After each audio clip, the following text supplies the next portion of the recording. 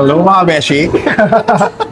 Yes, mga beshi. So, nandito na naman po tayo ngayon sa may Razons, Karama.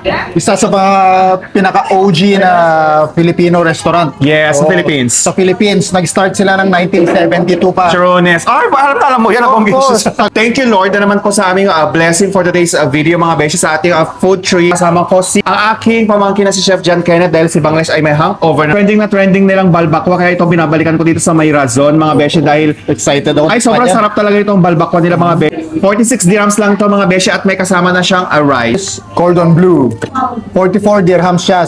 Pero yung serving, kita mo naman, sobrang generous. Sobrang Hindi talaga mawawala ang sizzling bangus sa mga food trip natin, mga beshi, kasi isa sa mga paborito namin ang bangus. Ano siya kasamang shawi ng bayan. sausawan ng bayan. Yung sinasabi natin na very classic ng Razons, yung pansit luglog nila. Yung pansit luglog is like palabok siya na mas saltier.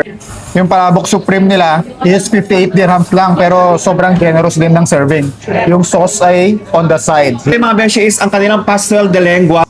51 dirhams lang to, mga beshi. Meron din silang beef pares na super generous din ang servings.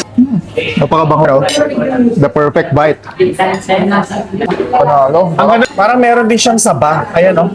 Kumusta ang tawag dito, ang beef pares, beshi? Sakto lang yung tamis ng mga beshi. Ang sarap ng pagkakatimpla ng kanilang beef pares. Tapos ang kanilang bangus, mga beshi. Paborito na talaga natin ang bangus. Dito, chicken Gordon Bleu. Ang sarap din ng timpla ng kanilang manok.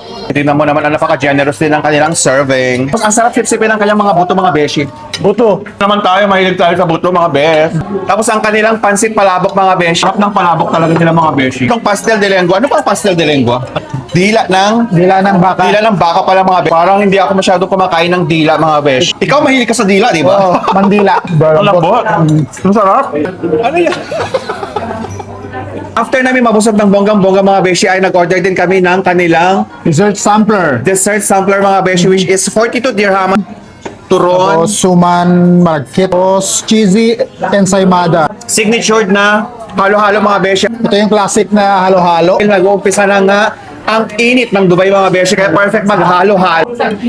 Ay, wow!